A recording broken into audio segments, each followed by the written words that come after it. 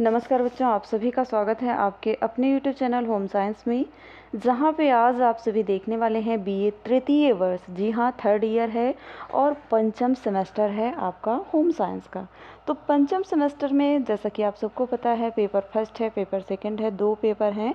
तो ये आज आपका पेपर फर्स्ट है, अर्थात कह सकते हैं प्रथम प्रश्न पत्र है ये। ओके, तो प्रथम प्रश्न पत्र का जो आपका पार्ट है, यमीन आपका जो सिलेबस है, पेपर है, उसका नाम क्या है? कपड़ों की सतह का सज्जा। ठीक, जो कपड़े हैं उनकी सतह का सज्जा करना, यही आपका पेपर फर्स्ट है। ओके, तो आज ये न्यू बैच की क्लास फर्स्ट है और पेपर से पहले सारी क्लासें हो जाएंगी जो आपके लिए अवेलेबल रहेंगी इस चैनल पर, जो बहुत ही इम्पोर्टेंट प्रश्नों के साथ रहेंगी।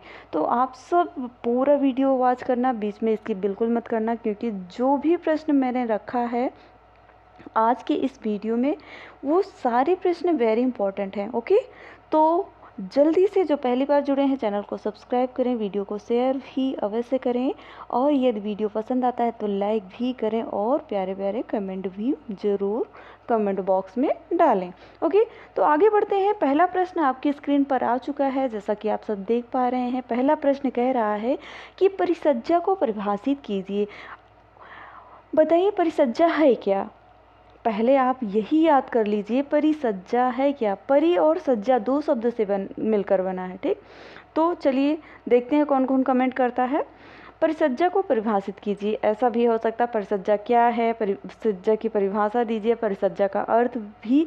अगर ये इतनी तरह से प्रश्न बनता है तो इन सभी का आंसर यही एक ही होगा। ओके, तो अगर परिसज्जा का अर्थ आता है तो इसका आंसर यही होगा मीनिंग में। अगर परिसज्जा की परिभाषा आता है तब भी यही होगा। अगर प्रश्न ऐसे भी कह सकता है कि परिसज्जा क्या है तो तब भी इसका आंसर यही होगा। ओके, तो चलिए आगे बढ़ते हैं और देखते हैं अपने प्रश्न का उत्तर। परिष्कृति व परिसज्जाएं आधारभूत होती हैं, अर्थात इन्हें सभी प्रकार के वस्त्रों पर प्रयुक्त किया जा सकता है। जो परिष्कृति होती है, जो ऊपरी कृति होती है, आकृतियां वगैरह जो आप देखो टाई वगैरह लगाते हैं ना, तो ये हर प्रकार की सज्जा पे यूज कर सकते हैं, आधारभूत होती हैं, अर्थात इन्हें सभी प्रकार के वस्त्रों पर प्रयुक्त किया जा सकता है। मान लो कोई भी शर्ट है, कोट, अनेकों वस्त्र हैं, उनके साथ भी यूज किया जा सकता है। जैसे कि आप इस समय साड़ी वगैरह में पिनअप करते हैं ना, फैंसी, उसके साथ अब तो साड़ी के साथ फैशन चल गया है। अगर आप महंगी साड़ियाँ ले रहे हैं तो उसमें उसके साथ शाल भी मिलती है। ठीक, तो ये जो परिसज्जाएं होती हैं, यही परिसज्जा, जो परिष्कृति परिसज्जा आधारभूत होती हैं, यही होता है। ठीक, अब ये परिसज्जाएं हैं जैसे वस्त्र को सीधा करना, ठीक, उन पर इस्त्री करना। इस्त्री करना इम्पोर्टेंट होता है ना, जो आप कहते हैं प्रेस करना है ना वस्त्र को, उन पर सफ़ेदी लाना। जैसे कि कोई वस्त्र है, उन पर सफ़ेदी लाना है। रोएं व गांठें पड़ गई हैं तो उनको काट कर उनकी सतह को चिकना बनाना है। अर्थात कह सकते हैं अपने वस्त्र को जितना हो सके अच्छे से रखना, उनको परिसज्जित करना, यही परिसज्जा कहलाती है। फिलहाल परिसज्जाओं को वस्त्र की किस्म तंतुओं की प्रकृति के अनुसार ही चयन करना चाहिए। ठीक, अगर आप कोई भी चेंज कर रहे हैं, फैशन के अकॉर्डिंग कर रहे हैं, तो लेकिन आप सबसे पहले उनके तंतुओं को ध्यान में रखें, क्योंकि वो तंतु अच्छा है कि नहीं है। ठीक, ये भी इम्पोर्टेंट होता है। परिसज्जा की परिभाषा क्या है? Definition of finishing. Okay, finishing, अगर आप ऐसे फिनिशिंग लाना कहते हैं ना, तो अगर कोई भी वस्त्र है उस पर फिनिशिंग लाना चाहते हैं तो उसे सबसे पहले आप अच्छे से धुलाई करेंगे, फिर प्रेस करेंगे। ओके, ये सब फिनिशिंग के कार्य होते हैं। परिभाषा में देख लीजिए, करघे पर से उतारे गए, जैसे कि करघा। करघा क्या है? आप होम साइंस पढ़ रहे हो, वस्त्र, आपने वस्त्र विज्ञान पढ़ा हुआ है। आज आप सब बीए में है, इंटर में भी पढ़ा होगा, तो जिसमें वस्त्र विज्ञान में बताया जाता है करघे पर क्या होता है, वस्त्र को तैयार किया जाता है ना, जो मशीन वगैरह होती हैं उन पर वस्त्र तैयार किए जाते हैं। पर वस्त्र पर भिन्न प्रकार की, जो विभिन्न प्रकार की विधियों के द्वारा प्रक्रियाएं की जाती हैं, जिससे क्या होता है, वस्त्र का बाह्य रूप परिवर्तित होकर निखर जाता है और गुणों में वृद्धि हो जाती है। स्पर्श में चिकना दिखाई देने लगता, कोमल एवं मुलायम हो जाता है, देखने में सुंदर एवं आकर्षक लगता है। वस्त्र की कार्य क्षमता में वृद्धि हो जाती है, यही परिसज्जा कहलाती है। मान लो एक वस्त्र है, आपने कोई भी वस्त्र लिया, लिनन का वस्त्र लिया, तो उसमें आपको अगर उसको परिसज्जित करना है तो उस पर फूल वगैरह ये सब डिजाइन बनाना, उसे कलर कर देना, तो ये सब परिसज्जित हो जाते हैं। ठीक, आई होप आप समझ चुके होंगे। इस प्रकार विविध विधियों के द्वारा वस्त्रों में विविधता, ताजगी एवं नवीनता लाई जाती है। नेक्स्ट प्रश्न है आपके स्क्रीन पर। ये प्रश्न कह रहा, बनावटी वस्त्रों से आप क्या समझती हैं, बताइए। जो बनावटी वस्त्र होते हैं ये क्या होते हैं, ये जानते हैं।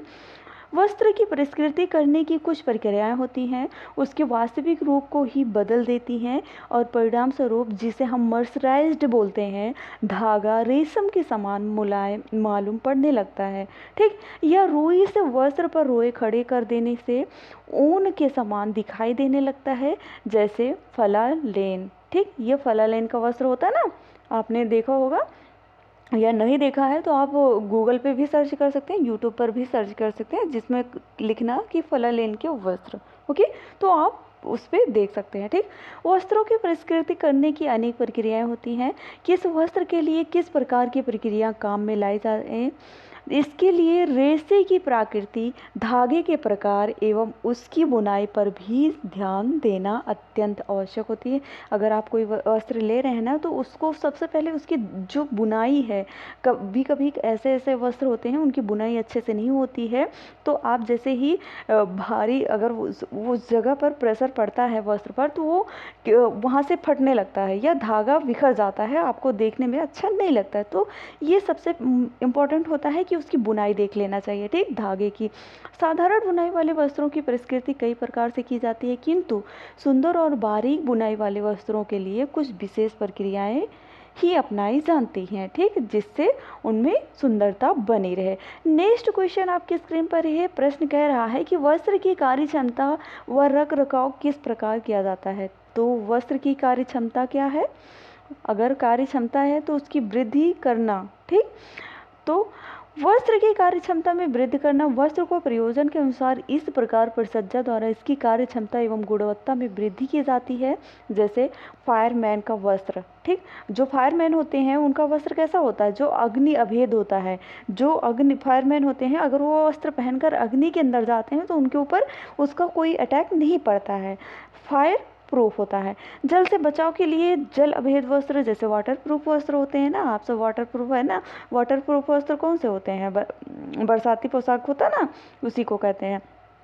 पर्दे के लिए अब होल्स्टरी पोशाक के वस्त्र पर इस प्रकार की परिसज्जा दी जाती है ताकि उसकी लटकन शीलता अच्छी हो और भली भांति ड्रेप कर सके। ठीक, कीड़े, जीवाणु, सूर्य के प्रकाश, मौत आदि से बचाव के लिए कई प्रकार की परिसज्जाएं देकर वस्त्र की गुणवत्ता एवं कार्य क्षमता में वृद्धि की जाती है। अब रख रखाव पर आते हैं।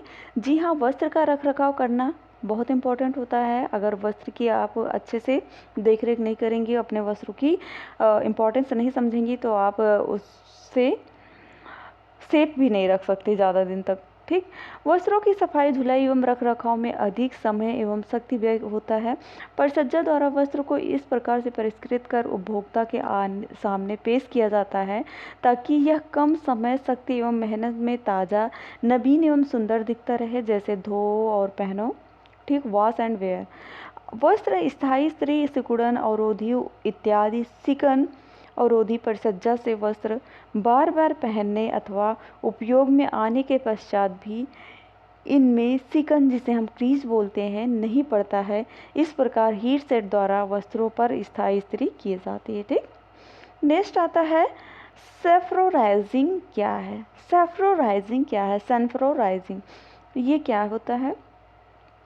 सनफ्लोराइजिंग एक व्यापारिक चिन्ह है जो इस बात का द्योतक होता है कि इस छाप, जिसे हम सनफ्लोराइज्ड बोलते हैं, का वस्त्र धुलाई के बाद सिकुड़ेगा नहीं। ठीक, जब वस्त्र बनाकर तैयार होता है तो उसकी स्थिति आकर्षक नहीं होती है। जब परिष्कृत होती है तो वस्त्र कैलेंडरिंग आदि मशीनों के माध्यम से गुजरता है, जहाँ उसे और अधिक खींचा जाता है। ठीक, और कभी कभी परिष्कृत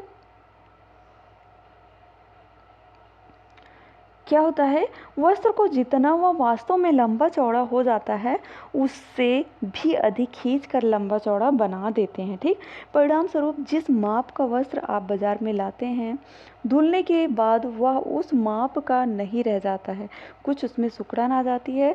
अतः इस क्षेत्र में यह प्रयत्न किया गया है कि वस्त्र धुलने के उपरांत सिकुड़ने नहीं चाहिए।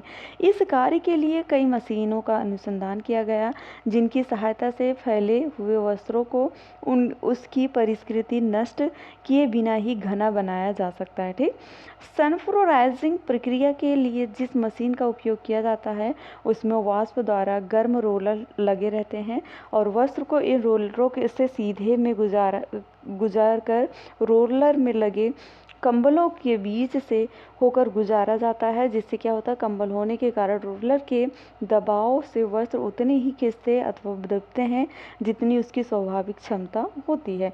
इस प्रकार वस्त्र बार बार की धुलाई के उपरांत भी नहीं सिकुड़ते, तो रोलर के दबाव से वस्त्र घना और चिकना, चमकदार एवं कोमल हो जाता है। तो आई होप आपको आज का वीडियो बहुत अच्छा लगा होगा। मिलते हैं नेक्स्ट वीडियो में नेक्स्ट टॉपिक के साथ। अभी तक लाइक नहीं किया है तो लाइक कर दो, जाते जाते चैनल को सब्सक्राइब कर लें। मिलते हैं नेक्स्ट वीडियो में नेक्स्ट टॉपिक के साथ, तब तक के लिए जय माता रानी।